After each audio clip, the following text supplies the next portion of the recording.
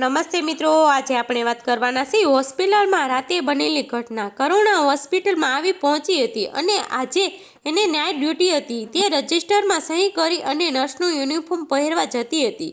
ત્યાં જ તેના કાને શબ્દ અથડાયા કે ડૉક્ટર રાજીવ મહેતા રાજીનામું આપે છે અને તે અત્યંત દુઃખી થઈ ગઈ।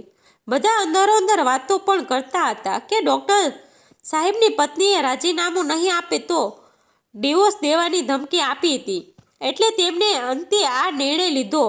આગળ પણ કહેતા જણાવ્યું કે ડૉક્ટરની પત્ની રીનાએ ડૉક્ટર પર આક્ષેપ કર્યો કે કામને નામે કામ સંતોષવાની તમારી પોલ ખુલી ગઈ છે અને હવે મને તમારી પર જરા પણ ભરોસો નથી। જો એ હોસ્પિટલમાંથી રાજીનામું આપવાનું ન હોય તો ડિવોર્સ પેપર ઉપર સહી કરી આપજો, પછી તમે છૂટા, હું મારા રસ્તે અને તમે તમારા રસ્તે। એક નર્સ બોલી કે ડૉક્ટર રાજીવ મહેતા જો કેટલા નિખાલસ સ્વભાવના છે અને કોઈને શંકા પણ ના આવે એ રીતે આવું કર્યું હશે તો કોની પર ભરોસો કરવો? બાપરે, હવે તો નોકરી છોડી દે તો જ સારું, નહીં તો નાઇટ શિફ્ટમાં તેમની સાથે કામ કરવું પણ હિતાવહ નથી। આ અને આવી બીજી અનેક અટકળો અનુમાનો બાંધી અને સીધા સાદા ચરિત્રવાન પુરુષ વિશે હોસ્પિટલમાં ચર્ચા થતી હતી।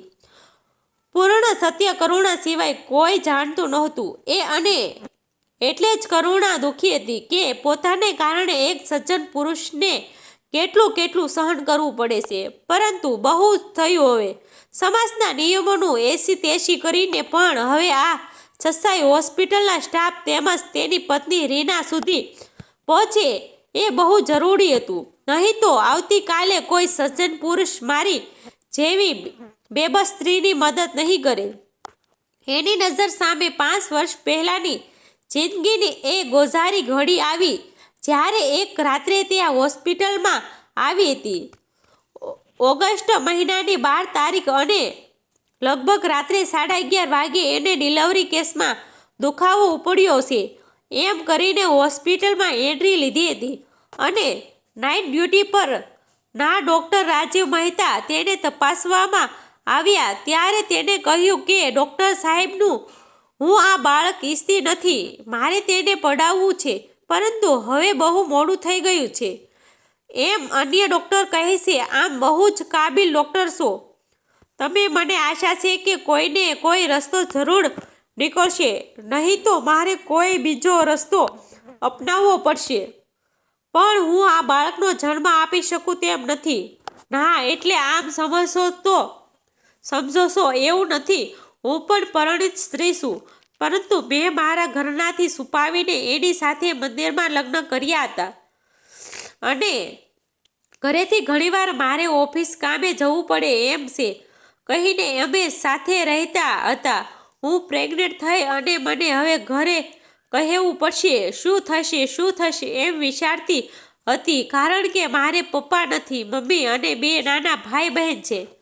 ઘરમાં હું એક જ કમાવું મેમ્બર છું। સાસુ કહું મને લગ્ન એટલે જ કરવાના નહોતા, પણ ઓફિસમાં બદલી થઈને કશ્યપ આવ્યા અને એને થોડા સમયમાં જ મને ઇમ્પ્રેશન કરી દીધી। આજ સુધી મારી જિંદગીમાં એવું કોઈ આવ્યું નહોતું જેણે મારામાં રસ લીધો હોય અને મને પ્રોત્સાહિત કરી હોય, મારા રૂપના વખાણ કર્યા હોય, એની પર શાયરી લખી હોય અને બસ આ જ રીતે એ મારા સપનાના રાજકુમાર થઈ ગયા।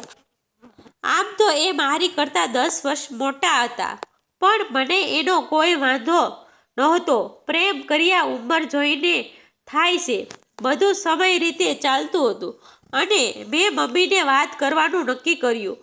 એ પણ મારી સગી માં છે અને ઉંમરલાયક દીકરીના અરમાનની જેને પણ ખબર તો હોય જ, અને કશ્યપે કહ્યું હતું બધું જ આ રીતે જ થશે, એટલે કે મારી કમાણી મારા પરિવારના ભરણ પોષણ માટે જ વાપરવાની મને છૂટ રહેશે।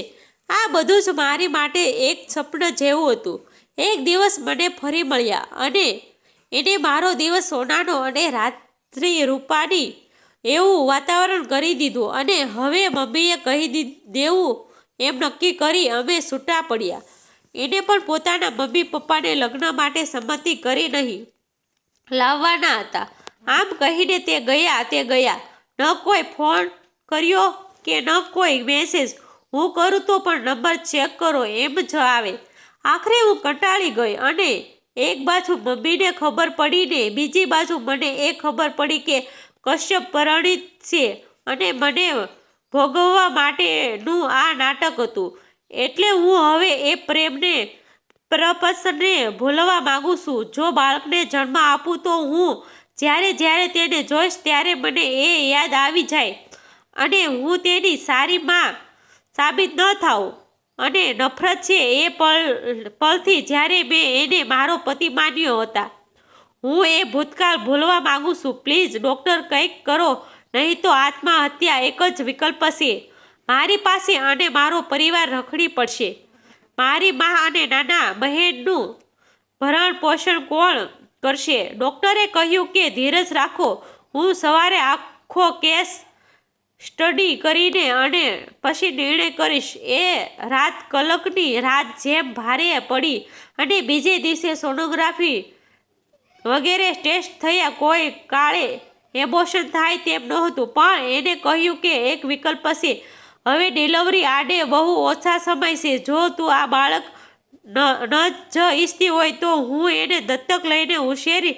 મારી પત્ની રીનાને ક્યારેય માં બની શકે તેમ નહીં અને હું એને ખૂબ સારી રીતે ઉછેરવાનું પ્રોમિસ આપું છું. મને એક રીતે એ બાબત કોઈ દિલચસ્પી હતી નહીં. પછી તો તેમણે અને સમાજના ડરથી બચવા થોડે દૂર તેના એક મિત્રને હોસ્પિટલમાં મોકલી દીધી અને ત્યાં મારી આવક વધી જાય એમને મને નર્સિંગની ટ્રેનિંગ આપવામાં આવી.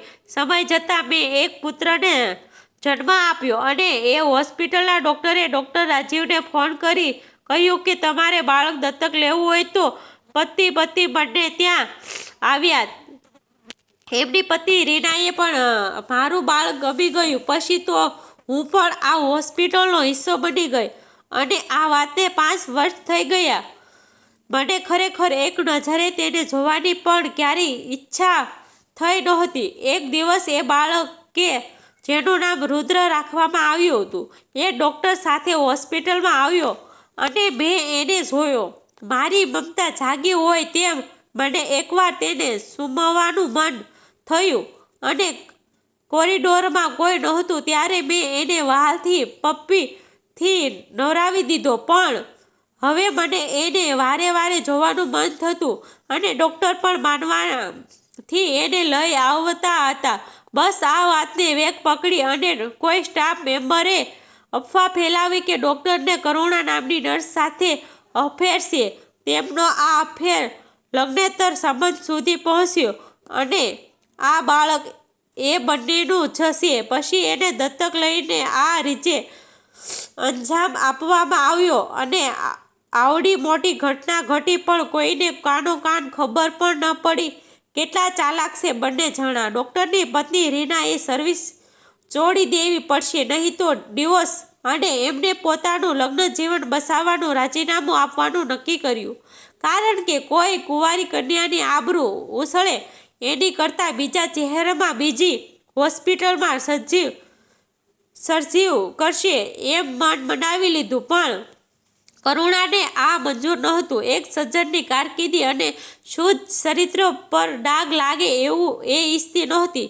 બીજે દિવસે કરુણા 11ના ટંકોરે ડૉક્ટર રાજીવના ઘરે પહોંચી ગઈ અને તેને તેની પતિની હાજરીમાં ડૉક્ટર સંજીવના હાથ પર રાખડી બાંધી દીધી અને કહ્યું કે અમારી વચ્ચે તમે માનો છો એવું કોઈ સંબંધ નથી, પણ હા એક વાત સાચી છે અને એ કે આ બાળક મારું છે, પણ એનો પિતા ડૉક્ટર નહીં પણ કશ્યપ છે.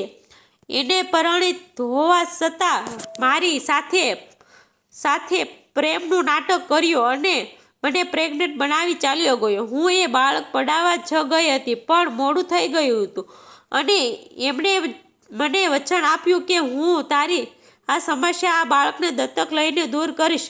બસ આટલી જ વાત છે અને એ 100% સાચી. મને ખબર છે કે એ ક્યારે મારી આબરૂ જાય એવું પોતાનું સફાઈમાં પણ બોલશે નહીં.